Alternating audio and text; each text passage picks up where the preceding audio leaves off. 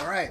So we get to see our honeymoons. We get to talk to the family members. We get to see some bonnet buddies and also lots and lots of outside clothes on the bed. All that up next on a brand new episode of The JasVynce Show. Let's play. Jasmyne and Vince.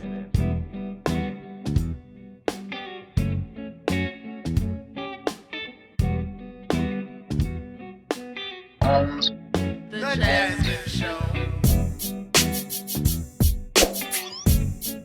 The JasVynce Show.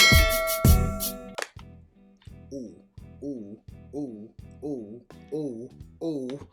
What is happening, everybody? Welcome back to another episode of The JasVynce Show. I'm Jazz. And I'm Vince. We're here to talk about Married at First Sight, Season 17, Episode 3. Episode 3. Goodbye, single life. Hello, marriage. That's why we're here today, folks.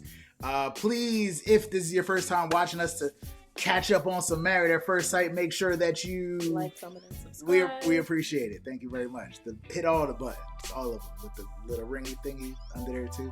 All right, we appreciate you for watching. If you're back to watch, you know how we're enjoying this season so far. We don't care until we really get into the honeymoons. So very excited to be here for this episode and kind of get into it a little bit. These couples, all trash so far, as usual. Nah. I feel like they haven't been super trash. They haven't given us a reason to call them trash yet. I feel like people as individuals are decent right now. Some of them. As individuals is a good way to put it. All right. The first couple, did you have anything you wanted to say before we get into it? I didn't read the whole description. Obviously, again, we get into our honeymoons, which is where we start to care because we get to see them outside of their natural habitat right before going into their actual... Not the reservation. Not the reservation. Let's get into it. The very first couple I have is Becca and Austin. How are you feeling about Becca and Austin so far, Jazz? What's their name? Bexton? Sure. I feel like that's what you said. I don't recall giving them a joint name, but good for them. Last time we checked on Becca, she married herself, I guess, and they were very excited about being very similar. We got to see their little post-wedding night sequence where they got to snuggle or whatever. They were cool and not as awkward as they thought they were going to be. And they're enjoying each other's company. And I think they made a joke about, or somebody made a joke about being patient in bed. I don't know what that means. Yeah, I wrote it down. So, patient in the bed. I don't know why. Sometimes my notes don't always make sense to me. But they did say, or before going to bed that night, well, oh no, you know what? I think it was a partition.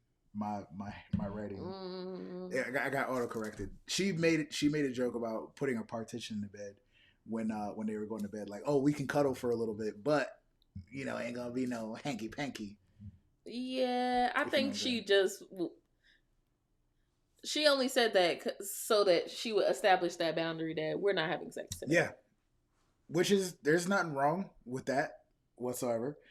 She also let us know that she wasn't going to let her husband know about her health condition until a little later, until the next morning. She didn't want to scare him off, I guess.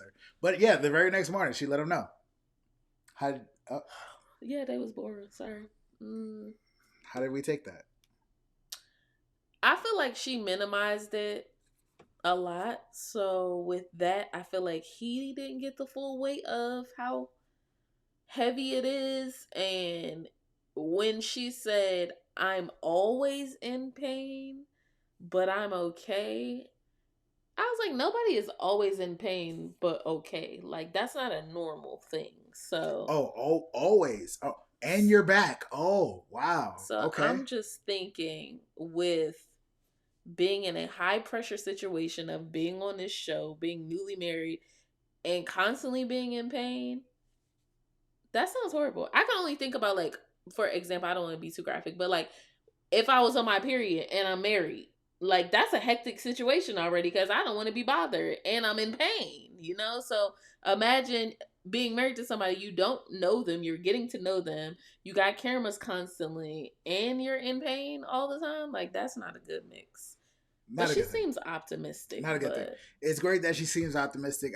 I don't know if it was her sister or her friend that he met with the next day, where he was just like, well, did she tell you about the condition? Yeah, it was, this is how it is. This is how it goes. And it's not that much of an issue. And immediately she started crying like, oh, because, last Christmas she was, and I'm just like, oh, okay. So that, for me at least, immediately tells me that if you felt like this was not going to be an issue, it's going to be an issue. It's going to be a big thing. As we see, they hinted at, some of that discussion later on in different episodes. I mean, if she has an autoimmune disease, yeah, that is going to be, I don't like the word issue. Like I said before, my biggest concern with Austin is that they seem playful and jokey, but I don't think that he is the like caretaker. Not that she needs somebody to take care of her, but like I don't know what the word is. Not nurse. She needs somebody to be supportive for her. Yeah, she needs somebody to be supportive. In general, like, he's hype about the relationships. He doesn't seem nurturing is the word. Nurturing, yeah. They both are nerdy, though. That's another nerd word. Those are lots of like nice things in common that don't necessarily make a relationship work long term. So that means nothing to me. We'll see about that. They also got a little emotional when it was her talking to his mom, and she said something like, "Oh, we're trusting you with his heart," blah blah blah. But yeah, I do think that there's hope for them. I also feel like any health conditions conversations might be the rougher ones. I feel like that might be the thing that ends up, getting in the way of certain things. I just don't see him as a serious person. Or misunderstandings of it. And actually, oh, you know what? I've been sharing the same picture this whole time. We did have a picture of them enjoying each other's company as the nerds the very next day. And yeah, this is one of at least 2 or 3 freeze frames from the episode where he was making a silly face. So for you saying that he might not be that serious of a person, it's starting to show a little bit. I mean, I make silly faces all the time, but I mean, it's cool not to be serious, but I just think that, oh yeah, there was the other thing where he said that he doesn't really love his job. And the friend was like, well, she's going to push you to find something that you're passionate about. Which is dope. I'm not person. I'm just like, when he said he don't love his job, that can mean so many different things. Follow your dreams, y'all. Follow your dreams. Right? Anything else about this couple, aside from, I feel like every one of the couples we're going to see in some crazy argument at some point. So, boring. I can't wait till the honeymoons. That's when the good tea gets spilled. Let's talk about Lauren and Orion, or Lorian. Thank you very much. With an apostrophe. They are bonnet buddies, and I actually do have a bonnet buddy. I didn't take any notes outside of bonnet buddies, by the way. They got into some interesting conversation. We did get to see a little confrontation where apparently Orion's one of his favorite words is ignorant, to let people know, hey, look, you're either saying something racist or wrong here, or you're saying something that makes me feel uncomfortable and disrespected. So we get to see more of that later on. I mean, ignorant is not a bad word. It just means you don't know anything. Yes. You don't know something about a specific subject. There you go. As I mentioned, this is not super unrelated to them specifically, but as I mentioned in the beginning of this episode, so many outside clothes on beds. And we saw a few brides and grooms get into the jump on the bed with their coats, the same clothes that they was wearing at the wedding, where everybody, it's whatever. My OCD was going bananas. It's not their bed. It's not their bed. But still, whatever. They probably put their suitcases on the bed too. But they most likely did. But me and Jazz were both very surprised after Lauren gets in bed and does not wrap up her hair. Yeah, I was thrown off. Even me as a man, I was thinking, I was like, I wonder if she's gonna wrap her hair. And then she even said it. I was like, oh, okay, at least she thinking about it. Yeah, I don't even feel like getting out the bed. And I was like, she going to sleep. And Jazz is doing her hair while like, no way she not about to. No way she not about to. You got to keep your moisture. I was like, babe, she not about to wrap her hair. Jazz is freaking out. And then she asks Orion if he's ever worn a bonnet, which he's never even heard of a bonnet, which I'm very surprised a little bit. I don't think that he's dated black women. It's very possible. It's very possible. I don't know very many other. Well, I have a diverse group of friends, but I don't know like many other people outside of Black women that are like, oh, I need to go get my bonnet. Like, yeah. But I'm glad she did. I'm glad she had an extra one. They got to be bonnet buddies and share in that moment. And everybody's moisturized and we're happy. Anything else about them? They got to he got to talk with her family and she got to talk with his family for a little bit also. I didn't take much notes this episode. Everybody seemed, I don't want to say rehearsed, but everybody seemed like they had, you know, decent things to say for the most part. Okay information to pass along.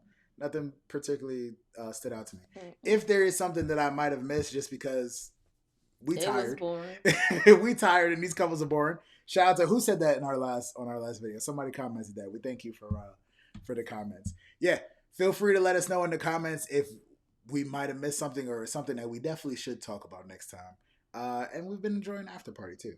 You want to talk about your favorite couple, Lorraine, before we move on?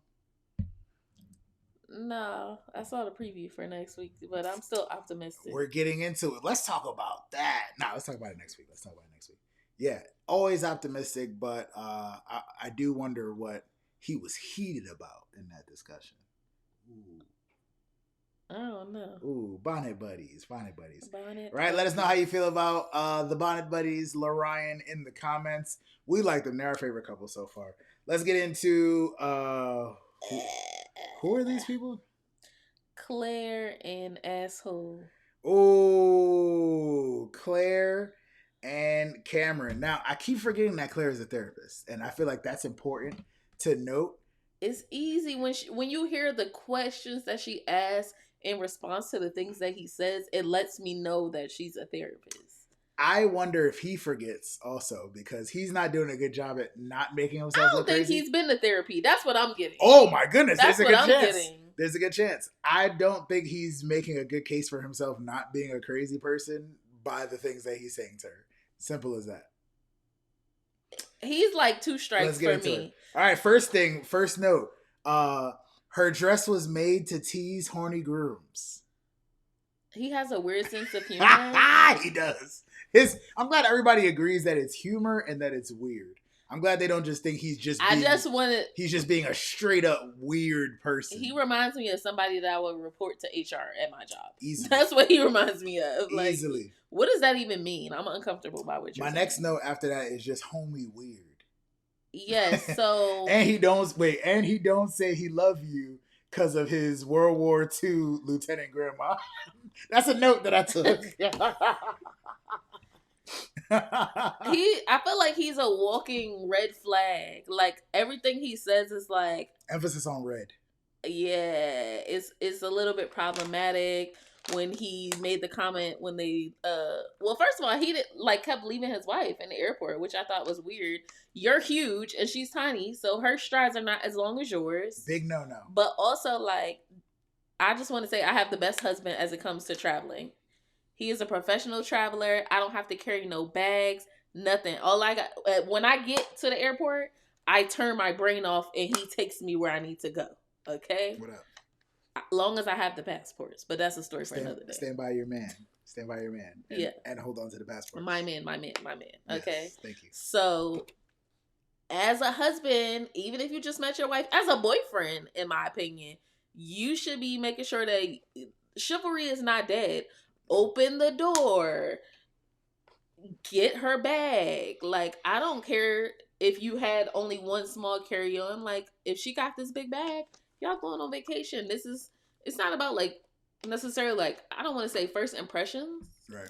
Because you need to leave the impression of who you actually are, not just a first impression when you're marrying somebody. Mm-hmm. But he has a very weird sense of humor, and I think that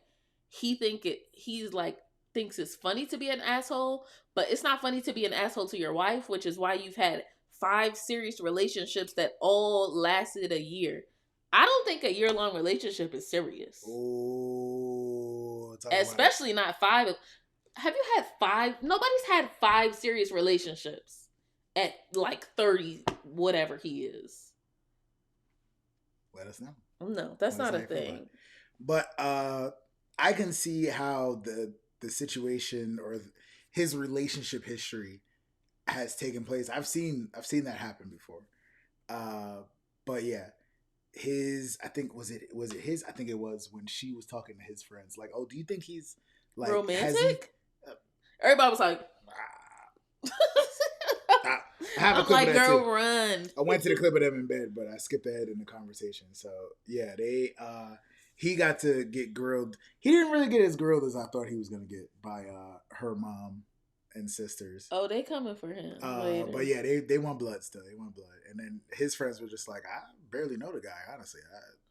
Like they didn't really have nothing to offer. I feel like Keisha on the after party was saying, did she think it was a cultural difference?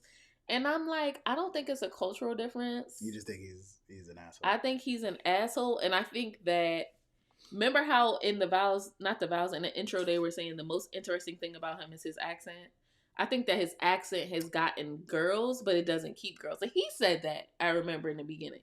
So I think that he's used to like somebody that's all over him because he's cute or he has an accent, but he doesn't think he has to back it up. Like, you still have to like work for something, if that makes sense. He's really good at being annoying and sarcastic, though. I'll give him that. That he is. And turning red in uncomfortable situations. You're too tall and awkward to be annoying and sarcastic and an asshole. Choose one. Like, choose one. Choose one struggle. Maybe two, but three, absolutely not. The number one thing, I think that's why I had the bed. What was strike number 2? Wait, about? What was his strike number 2? You know what it was. Young reservation. Oh yeah, no. He's shout out to, who was it, Brennan or somebody that called him a racist? No, that was Orion. What did he say? Orion said racist. Did he say that immediately? Yes. Shout out to him. All right, I don't have a clip of that, so we're just gonna look at them in bed for a second. Look at the distance and the awkwardness though. They're smiling at each other. That was cute. That was cute. But yeah, we did catch him in that moment. I don't know what that was. That was very bad humor. I don't know if he's done stand up or wants to do stand up. But like, I don't think that he was being funny in that moment. I didn't think that he was, but the fact that he tried to turn it into a laugh was like, nah, bro, you said something wrong and stop. Because now that you try to turn it into a joke, now you're making it known that you know that you said something wrong, inappropriate, and also you're referring it back to me and my people, and you think it's funny, and you thought that I would think it's funny. You seem offended. Fight me. Yeah, I was offended by him saying that. I understood. It wasn't that bad. I heard people say something like that. It wasn't that bad. Well, to me, it wasn't that bad. It could have been worse. I feel like it could have been passed over, but I think everybody's consensus was that like he could have like not necessarily brushed over it, but like given a sincere apology as opposed to trying to joke about it, which made it that much worse. And his wife definitely wasn't feeling it. I feel like her body language, like since he reads body language so well, he a goof.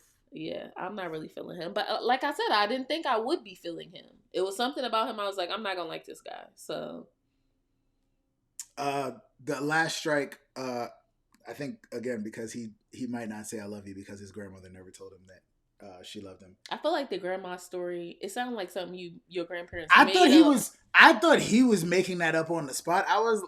She was like, "Where is this punchline?" She was lost when he was talking. I was lost too. I was like, "This is not a real story." All three of us were this close to his face. Like, what?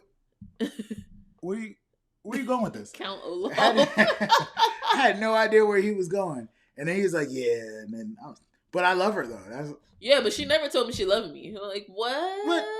I would assume that his third strike would. Well, I don't even know if it's his. It would count as a strike just because I don't know. I don't know where his backbone is. So basically, what happened was she had said something along the lines of like, because we haven't. I think it's when they got to the honeymoon already. We haven't been seeing each other romantically this whole time, anyway, right? Okay, so I will say I feel like that's against her. Because I feel like instead of asking a question directly, are you attracted to me because you haven't said it? It was. She was in her therapist overthinking mind and being like, oh, I'm just going to present this so that it doesn't seem like a rejection when you agree with what I'm saying. That's how I read it. I don't know. It was. I gotta see their height difference again. That's crazy. Yeah, he didn't seem like he wanted to say that, but he went along with it. But that's not the first time. Like he's done it a couple other times. Sure.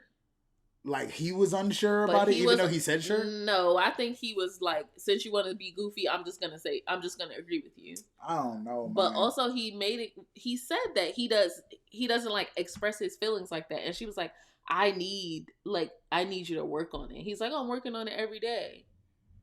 But I feel like they're both talking to the camera, but they're not talking to each other. It's driving me nuts. Yeah, they're different. They're different. Let us know how you feel about Claire and Cameron. I don't have anything else about them except for I'm scared how their honeymoon is going to turn out. And I do appreciate that they both seem to want to increase intimacy during that time, which you should. It's your honeymoon. But the way they're going about it, I don't know, man. I don't know. That's all I got for Claire and Cameron. We have 2 more couples somehow still. We have Emily and Brennan. Let's see if I took any notes. I don't think I took any notes. I think her family thinks that it might be a challenge. They seem like they are cool, enjoying themselves. I don't know how much personality we're getting out of them, except for he looked way too comfortable in that bed. Vince thought they had sex. So that's another thing. We always said they didn't. For the honeymoon, you just like, oh, somebody going, you know what I'm saying? It was the first night, somebody going, who knows? If anybody having sex, they having sex. Lauren and Orion did give us some smooching, but we're very conscious about not doing so. Why do you think it's them? Because she had her ass in the air at the bachelorette party. You think she's not gonna have her ass in the air in Cancun? Hey. I don't have anything else to say about them. You have anything but except she gonna have it in the air? She gonna be throwing it in a circle? What was it? It was something that she was talking to the mom about them both being very independent. Yeah. It was something she was talking to his mom about, and I can't think of what it was. The only other notes that I have for this entire episode is why is he here? Vince hates when people don't get married and they still be seen, or they be breaking up and That's they still see him. That's it. Hold on, I had more notes for Michael than I did about Emily and Brennan. What do you have? Hold on. He broke the news to them. Where did I put my notes at? My thought was that we talked about his wedding being staged by the producers. Sorry, producers. Go ahead. We got to snitch on y'all. My new thought was, and I paused the TV in the middle of the episode. I was like, hold on. This makes sense. Again, mainly because we both work in television. So the way that they were marketing the commercials, right? The way that they're still marketing commercials, even though we're already into it and past that part. It's happened. So what happens when, I'll let y'all ponder on this for a second. What happens when a couple breaks up during a season? How do the other couples react to that usually? Usually a little... Oh, that's what you about to talk about? Usually supportive, usually like... I thought you was talking about something else. No, like you said, you said counseling was the word that you used. Yeah. Right? All this, and, I think in front of that person or around that person, behind closed doors is, at least we doing better than them. You know what I'm saying? We ain't got those problems. Well, at least we still together. You know what I'm saying? I think that is a ploy used by Redditors, whoever, you know what I'm saying? Get me if I'm right. Let me know. And in the comments, I think the producers use this wedding as almost like a trauma bond for the other couples. What did you think I was going to say? I thought you were going to say, so the ladies met this other woman, right? Because they had a bachelorette party. That was the other note. I didn't actually write that down. I was just so mind blown. Oh, she probably had y'all met this chick at the bachelorette party. Who is she? And shout out to the producers again, because y'all had to do some magic to edit her out and any mention of her name also. Yeah. Amazing. I enjoy the show still. I see. She probably, where's your wife? Oh, that's so unfortunate that she decided to. I was like, nobody. We hung out with this chick. Maybe they did it. We got drunk. Where was she? Then why was she not there if that was the case? Because they already knew she wasn't gonna get married. She, They probably knew it before that day. Because she didn't make that decision until she got to the altar. So she knew that she was gonna go all the way through with it up until that point. So they should have footage of she all throughout that. Right? Yes. They should have Pastor Cal or Dr. Pepper going to She's apartment, looking through She's drawers. Right? Room raiders. Yes. I'm sorry if I got a little aggravated. Right, I hate when people play games with us. Like, I don't like that. Who is she? All right. That's enough. You spitting. Sorry. All right. Only other thing I had was he's invited to the honeymoon. Shout out to Michael, man. You made it, bro.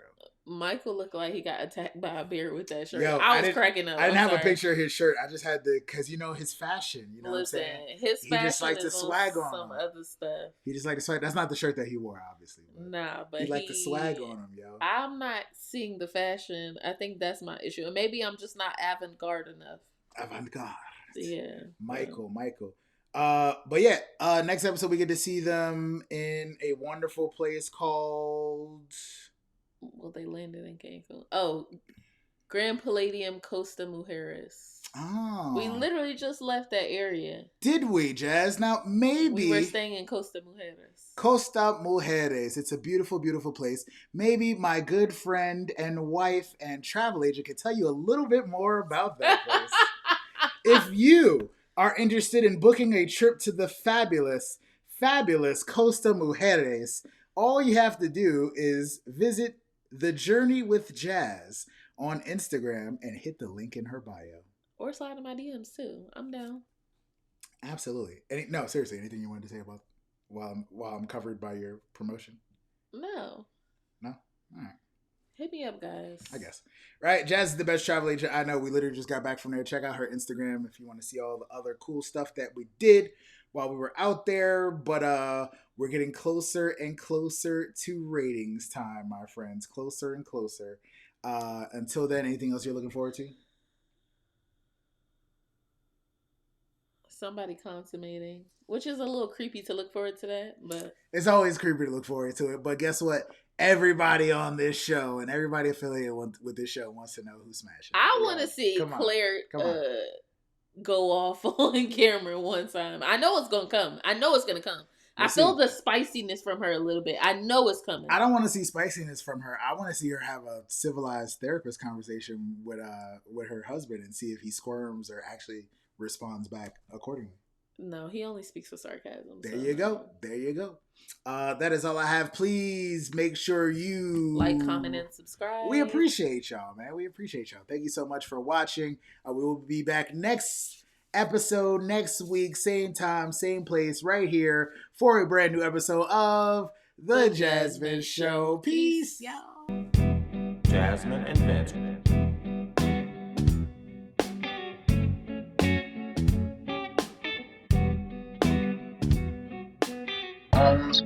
The JasVynce Show.